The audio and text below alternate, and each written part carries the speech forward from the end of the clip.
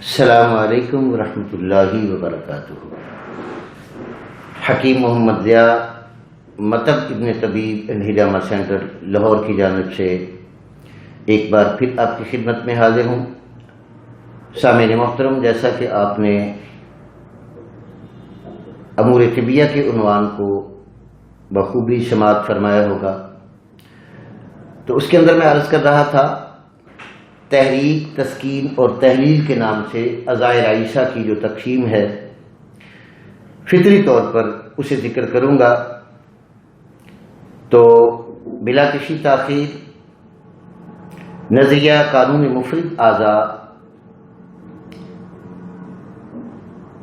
تحریک، تسکین اور تحلیل، تین تحریکات کا قائل ہے، اور ان تین تحریکات کے اندر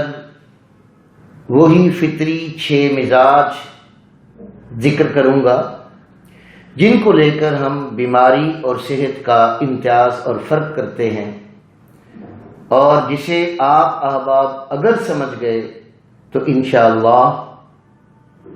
گھر بیٹھے ہی اپنی طبیعت کے موافق اپنی غذاؤں کو تجوید فرما کر آپ بہت سارے امراض سے اپنی حفاظت خود کر پائیں گے۔ تو سامعین محترم، نظریے نے جسے تحریک کہا ہے،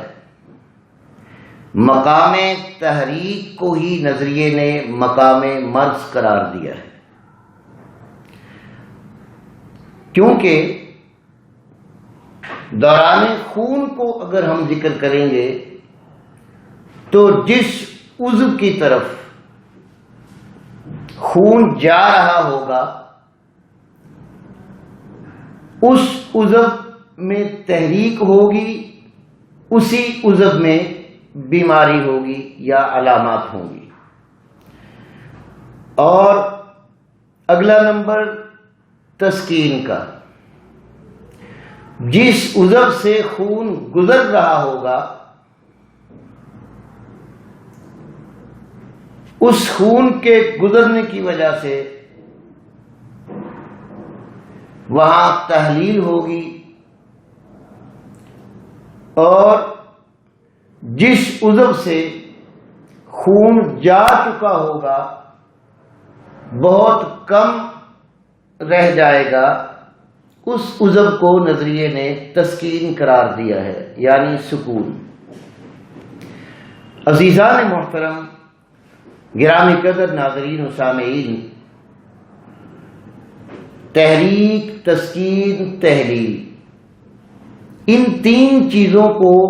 آپ نے مد نظر رکھنا ہے۔ دنیا کی کوئی بھی بیماری کسی جسم کے حصے میں ہو،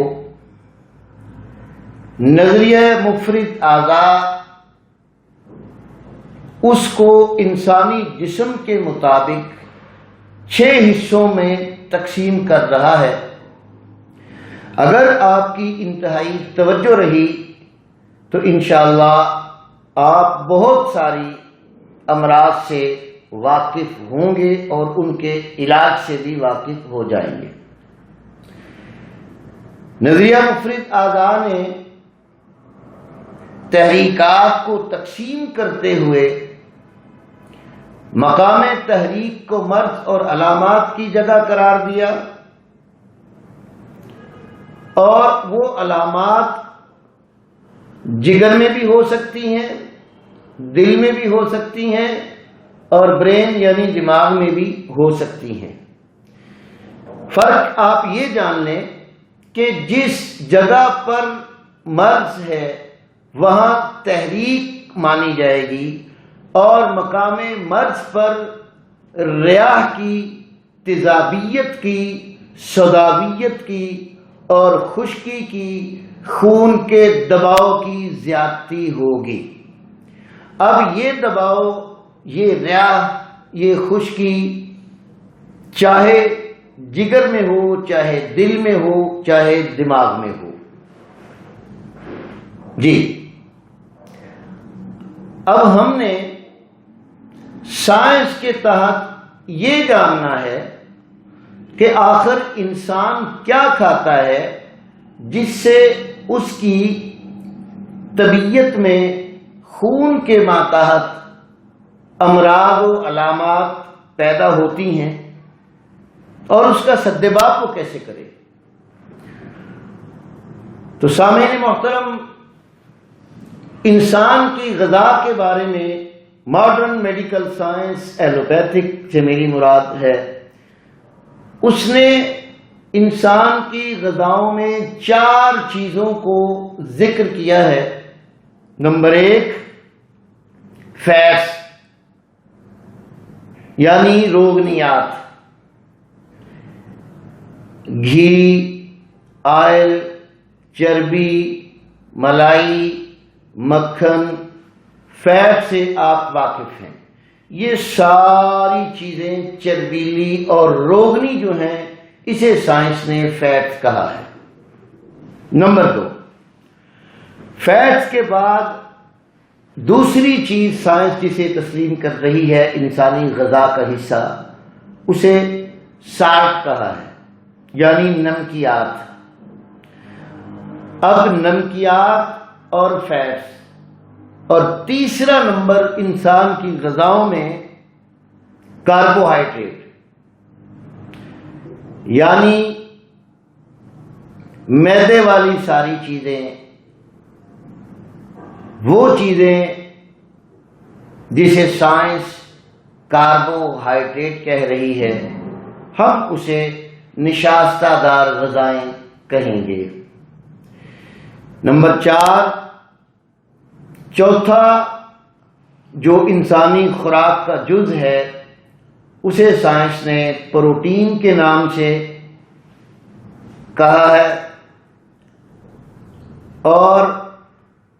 ان 4 غذاؤں کے علاوہ انسان کے اندر 5ویں کوئی غذا نہیں جاتی۔ Fats, salts, carbohydrate,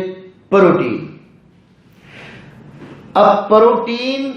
fats, carbohydrate اور سالٹس، آپ سب لوگ جانتے ہیں کہ نمکین کو نمکین کیوں کہتے ہیں، کاربوہائیڈریٹ کو کاربوہائیڈریٹ کیوں کہتے ہیں، پروٹین کو پروٹین کیوں کہتے ہیں۔ اب یہ جو ذکر کیا ہے سائنس نے،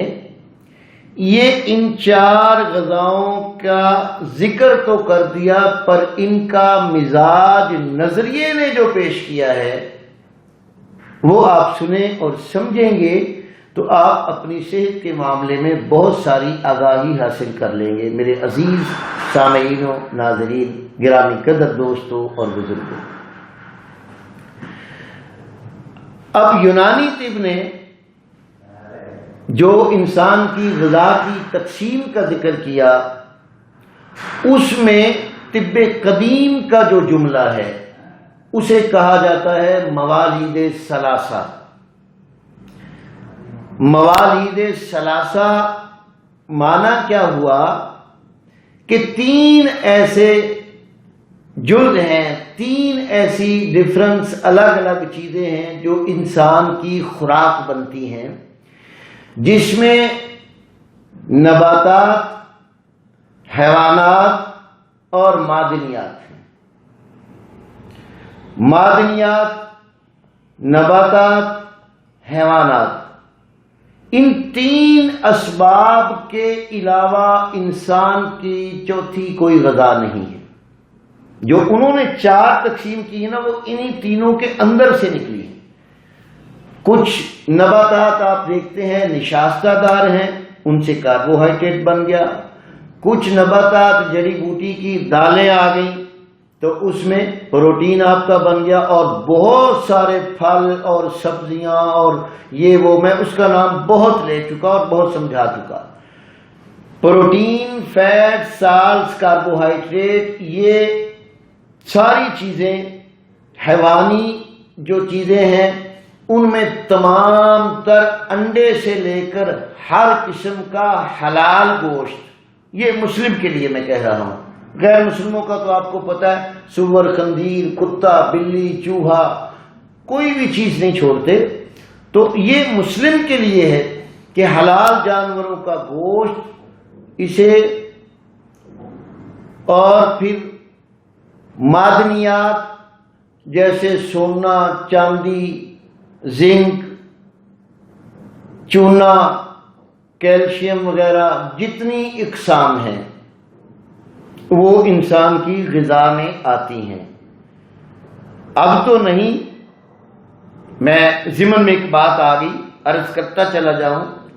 کہ آج کل اگر کوئی اچھا اور حاذق طبیب کسی چیز کا کشتہ یعنی اس کو قابل استعمال اور مرکب جسم کی غذا کے قابل بنا لیتا ہے تو بعض لوگوں کا ذہن ہے جی کشتہ یہ کر گیا، کشتہ وہ کر گیا، سب کچھ ہوتا ہے، لیکن یہ یاد رکھیں ایک اچھا طبیب اچھے طریقے سے کسی بھی میڈیسن کو بنائے گا تو وہ ہزارہ تجربات کے بعد اسے عوام الناس کے سامنے رکھے گا، نہ کہ ایسے کتابی لکھی اور پڑھ کے بنائی اور ٹھونک دی، یہ نہیں ہے۔ ہاں میں عرض کروں کہ میڈیکل سائنس بھی کشتوں سے پاک نہیں ہے۔ اگر ڈاکٹر احباب بلا کسی اعتراض کے مؤدبانہ گزارش کے ساتھ میں یاد کرواؤں تو ڈاکٹر حضرات بھی بہت زیادہ کشتہ جات استعمال کرتے آئے ہیں اور کر رہے ہیں۔ زنک کیا چیز ہے؟ زنک کیا چیز ہے؟ کیلشیم کیا چیز ہے؟ چونا کیا چیز ہے؟ یہ معدنیات میں ہے۔ پھر کچھ سال قبل چلے جائیے، میں طالب علمی کے زمانے کی بات کر رہا ہوں، میں اپنے استاد حکیم محمد اکرم خان صاحب رحمۃ اللہ علیہ کو دیکھا کرتا تھا، کیلومل کا کشتہ لاتے تھے، پارے کا کشتہ، اور یہ ایلوپیتھک نے تیار کیا ہوا تھا، ٹھیک ہے۔ اب کاپر نائٹریٹ تھا، یعنی تانبے کا کشتہ، ایلوپیتھک نے نام رکھا ہے copper nitrate, silver nitrate, gold nitrate, یہ سارے سونے، چاندی، تانبے کے اور زنک کے جست یعنی اس کے کشتے ایلوپیتھک نے تیار کیے اور پوری دنیا نے کھائے۔ وہاں کسی نے نہیں فتویٰ لگایا کہ یہ گردے اڑا دیں گے۔ یہ ایسی باتیں وہ لوگ کرتے ہیں جنہیں کسی چیز کے بارے نہ علم ہے، نہ اس کی ماہیت کو جانتے ہیں، نہ اس کے کیفیات و مزاج کو جانتے ہیں، نہ وہ اپنے مریض کی طبع کو جانتے ہیں۔ تو وہ باتیں میں بحث یا جھگڑے کی بات نہیں، علمی بات کر رہا ہوں کہ جب اللہ نے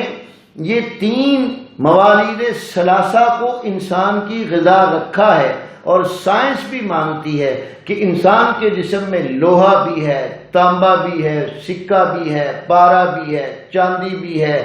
اس میں سونا بھی ہے، بہت ساری دھاتیں انسان کے جسم میں پائی جاتی ہیں۔ یہ ہوگی معدنیات۔ اب نباتات میں تمام تر سبزیاں، پھل، دالیں یہ آ گئیں، اور اب حیوانات میں انڈے سے لے کر سارے حلال گوشتوں تک یہ انسان کی غذائیں کو 3 باب ہیں۔ اب ہم نے اسے موالید ثلاثہ کہا، ان کے آگے مزاج بنا کر سائنس نے آپ کو کاربوہائیڈریٹ، سالٹ، فیٹس اور پروٹین کا نام دے کر آپ کی غذا کا جز بنا دیا۔ معلوم یہ ہوا کہ یہی 4 چیزیں، چاہے کوئی پنجابی ہو، چاہے کوئی ان پڑھ ہو، چاہے کوئی سائنسدان ہو، چاہے پڑھا لکھا ہو، چاہے جوان ہو، یہ 4 چیزیں ہی انسان اپنی غذا میں لیتا ہے، اور ان 4 چیزوں کے اندر ہی انسان کے جسم کی نشو و نما پاتی ہے، اس کی گروتھ ہوتی ہے، اور ان 4 چیزوں کے مزاج کے مطابق ہی انسان کا مزاج قائم رہتا ہے، جس وقت تک کہ یہ غذائیں اعتدال پہ اس کے جسم میں داخل ہوتی رہیں، نہ کہ ایسا وقت آ جائے، اور ایسی غلطی انسان کرتا ہے میرے بھائیوں کہ جب وہ ایک ہی چیز کو کھائے جا رہا ہے، ایک ہی چیز کو کھائے جا رہا ہے، تو کیا ہوگا، اس چیز کا جز اس کی خلط میں، اس کے خون میں بڑھ جائے گا، اس کے بڑھنے سے اس غذا کے مزاج کی تحریک اپنے مزاج کے عضو رئیس کو حد سے زیادہ تیز کر دے گی۔ اس تیزی کے ساتھ چونکہ جہاں خون سپیڈ سے جا رہا ہوتا ہے وہ ریح ہوا کے ساتھ سپیڈ سے جاتا ہے۔ میں عرض کر دیتا ہوں کچھ لوگ کہتے ہیں جی کہ ہوا کو نکال دیا، ہوا کے بغیر تو میرے بھائی زندگی ہے ہی نہیں ہے، اور انشاءاللہ میں بتلاؤں گا کہ کیا کیا چیزیں انسان کی زندگی کے لیے ضروری ہیں۔ اب آپ نے کبھی بکرا ذبح کیا، قربانی کا، گائے ذبح کی، دمبا ذبح کیا، جب ان کو ذبح کیا جاتا ہے تو ایک پھڑپھڑاہٹ سے، بڑے پریشر سے جب بلڈ نکلتا ہے باہر، تو وہ جو پریشر ہے وہ اخلاط میں سے نہیں ہوتا، وہ بلغم، سودا یا صفرا سے پریشر نہیں بنتا، وہ پریشر ہوا کا ہوتا ہے، وہ پریشر آکسیجن کا ہوتا ہے۔ یہی وجہ ہے کہ سائنس بھی کہتی ہے اور ہم بھی کہتے ہیں کہ خون اپنی شریانوں میں جب سواری کرتا ہے تو وہ آکسیجن پر سوار ہو کر اپنے سیلز کو، اپنی خوراک کو انسان کی نس نس میں پہنچا سکتا ہے۔ اب یہی ہوا جب حد سے زیادہ اپنی غذاؤں میں، اپنے ماحول میں، اپنے گرد و نواح کے تاثر سے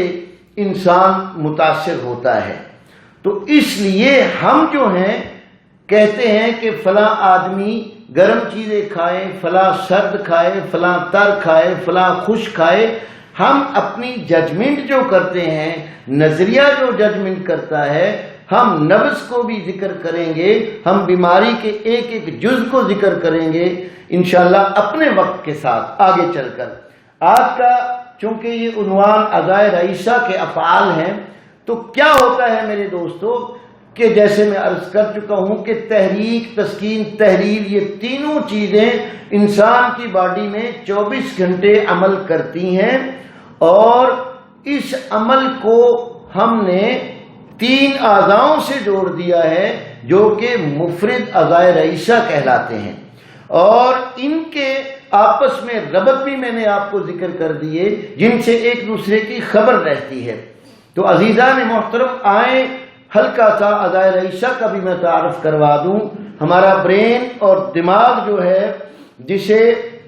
بلغم اور پانی سے تعبیر ہم کرتے ہیں، جسے سائنس نے نروس ٹیشوز کا نام دیا ہے، اس دماغ کی جو غذائیں ہیں وہ ساری کی ساری میرے دوستو 2 مزاج رکھیں گی، 2 مزاج رکھیں گی، ایک سرد تر، دوسری تر گرم۔ اب آگے تحریکات جو ہیں وہ 2 حصوں میں تقسیم ہوتی ہیں۔ یاد رکھیے، جب بلغم کا مزاج سودا سے ملے گا تو اسے ہم تر سرد کہیں گے، جب سودا کا مزاج بلغم سے ملے گا تو اسے ہم سرد تر کہیں گے، جب بلغم کا مزاج جگر سے ملے گا، صفرا سے ملے گا، اسے ہم تر گرم کہیں گے، جب جگر کا مادہ صفرا کا مزاج، ایپیتھیلیل ٹیشوز کا مزاج جب نروس ٹیشو سے ملے گا تو اسے ہم گرم تر کہیں گے، جب ایپیتھیلیل یعنی صفرا کا مزاج دل کے مادہ سودا سے اٹیچ کرے گا اور ہم اسے گرم خشک کہیں گے، جب دل کا مادہ سودا جگر سے اٹیچ ہوگا تو اسے ہم خشک گرم کہیں گے۔ تو عزیزان محترم، یہ وہ 6 تحریکات ہیں جسے ہم عضلاتی اعصابی، اعصابی عضلاتی، عضلاتی اعصابی اور عضلاتی غدی اور غدی عضلاتی اور غدی اعصابی کے نام سے اور اعصابی غدی کے نام سے جانتے ہیں۔ چونکہ آپ سن چکے ہیں میرے دوستو کہ اس قسم کے ہی غذاؤں کے مزاج ہیں، انہی 6 مزاج کے بغیر دنیا میں 7ویں مزاج کی کوئی چیز نہیں ہے۔ ہاں، فعل انفعال آگے پیچھے ہوتا رہے گا، کبھی گرمی غالب آئے گی، کبھی خشکی غالب آئے گی، کبھی خشکی غالب آئے گی، کبھی گرمی غالب آئے گی، کبھی تری غالب آئے گی، کبھی سردی غالب آئے گی، کبھی سردی غالب آئے گی، کبھی تری غالب آئے گی۔ تو یہ چیزوں کا فعل انفعال ہے۔ بس اتنی بات یاد رکھیں میرے دوستو کہ جس چیز کا خلط خون میں، جس چیز کا مزاج زیادہ ہیوی ہوگا، جو چیز زیادہ پائی جاتی ہے، ہم اس کو فعل میں ذکر کرتے ہیں، اور جو چیز کم ہوتی ہے ہم انہیں انفعال کا ذکر کرتے ہیں۔ اور کبھی ایسا بھی ہوتا ہے کہ انفعال غالب ہو تو ہم اسے پہلے بیان کر دیتے ہیں، اور جو بعد میں مغلوب چیز ہوتی ہے ہم اسے انفعال کی جگہ پہ فعل کے نام پہ بھی نام دے دیتے ہیں۔ تو یہ رد و بدل ہے، یہ نہیں ہو سکتا۔ ایک چیز کا ایک مزاج کائنات میں نہیں ہے، دو ہی مزاج ہیں، اور وہ ان 6 تحریکات کے اندر ہیں۔ تو معلوم اور خلاصہ کیا نکلا کہ اعضائے رئیسہ آپس کے مزاج کی وہ غذائیں خون سے خود حاصل کرتے ہیں جو ان کا مزاج رکھتی ہیں۔ جب بلغم والی زیادہ غذائیں ہم اعصابی اور نروس ٹیشوز کو پیدا کرنے والی غذائیں کھائیں گے تو میرے دوستو ہمارے برین اور دماغ کو قوت ملے گی، وہ تحریک میں آئے گا۔ جب دماغ تحریک میں ہوگا تو انسان کا نزلہ جاری ہو جائے گا، پھوک زیادہ آئیں گے، آنکھوں سے پانی بہے گا، سفید موتیا ہو جائے گا، کانوں سے ریشہ بہنا شروع ہو جائے گا۔ اور میں جیسے عرض کر چکا ہوں، اسی طرح جب جگر کی غذا خون میں زیادہ آ جائے گی تو جگر اپنے مادہ صفرا کو، ایپیتھیلیل ٹیشوز کو زیادہ پیدا کرے گا۔ اس سے جسم کی رنگت جب حد سے زیادہ تحریک بڑھ جائے گی تو پیلا پن ظاہر ہونا شروع ہو جائے گا، اس کا یورین پیلا ہو جائے گا۔ اعصابی غذاؤں سے یورین بالکل وائٹ ہو جاتا ہے۔ اسی طرح جب دل کی تحریک زیادہ بڑھ جائے گی تو دوستو عضلاتی تحریک میں خون نما پیشاب آئے گا، سرخ پیشاب آئے گا، پیشاب کی مقدار کم ہو جائے گی، جوڑ سکڑنا شروع ہوں گے۔ یہ تو میں تفصیلیں انشاءاللہ آگے امراض پر دوں گا۔ دل کی دھڑکنیں تیز ہو جائیں گی، کیونکہ یہی وہ نظام ہے جس کو قرآن و سنت سے نکال کر ابیض، اسود، اصفر یعنی صفرا، سودا اور بلغم اور ریاح، یہ قرآن سے ہی چاروں چیزیں اٹیچ ہیں اور قرآن سے نکلی ہیں۔ اس لیے ہم کہتے ہیں کہ نظریہ مفرد ادا فطری اور قدرتی اور سائنٹیفک طریقہ علاج ہے۔ جو انسان غذا کھاتا ہے میرے دوستو، آپ یاد رکھیے، کان کھول کر سن لیجئے، دنیا کی مہنگی ترین ہیرے جواہرات والی دوائی آپ استعمال کر لیں، انسان کی صحت میں، انسان کی زندگی میں یاد رکھیے جو غذا کا کردار ہے وہ دوا کا کردار نہیں ہوتا۔ یہ تفصیلیں میں انشاءاللہ آگے ذکر کروں گا، غذا کیا کرتی ہے، دوا کیا کرتی ہے، انسان کے اندر غذاؤں کا کتنا اثر ہے، کتنا دیر پا ہے، دوائیاں کتنی دیر اندر ٹھہرتی ہیں، کب خارج ہوتی ہیں، کیا کر جاتی ہیں، یہ تفصیل میں دیتا رہوں گا، کیونکہ میں نے مردوں پر اس وقت آنا ہے جب میں اپنے سامعین کو گھر بیٹھے طبیب بنا لوں گا۔ اور میں آپ سب کو اجازت دے رہا ہوں، کسی بھی نظریے کی اگر آپ کو کوئی ڈاؤٹ فل مسائل ہیں، آپ کے کوئی کمی بیشیاں ہیں، کہیں سمجھنے میں بھول ہو رہی ہے، یا میں بھی انسان ہوں، میرے سمجھانے میں بھی کوئی غلطی ہو سکتی ہے، فرشتہ تھوڑی ہوں، تو میرے اساتذہ سے گزارش ہے، میرے بڑے بزرگوں سے گزارش ہے کہ وہ میری اصلاح کرتے رہیں، اور میرے سامعین و ناظرین سے گزارش ہے کہ ان کے اندر اگر کوئی کمی رہ جائے میرے سمجھانے میں، وہ مجھے واٹس ایپ پہ کال کریں، مجھے نمبر پہ کال کریں، وقت ہونے پر میں ان کا جواب ضرور دوں گا۔ تو انشاءاللہ العزیز اب میرے دوستوں نے سمجھا کہ ہم تحریک کسے کہتے ہیں، تحلیل کسے کہتے ہیں، اور تسکین کسے کہتے ہیں۔ تو سمجھ گئے دوستو، تحریک کی جگہ پر خون کی زیادتی ہوگی، ریاح کی، صداویت کی اور خشکی کی زیادتی ہوگی۔ تسکین کی جگہ پر اعصابیت کی، پانی کی، بلغم کی، کھار کی، الکلائن کی زیادتی ہوگی، اور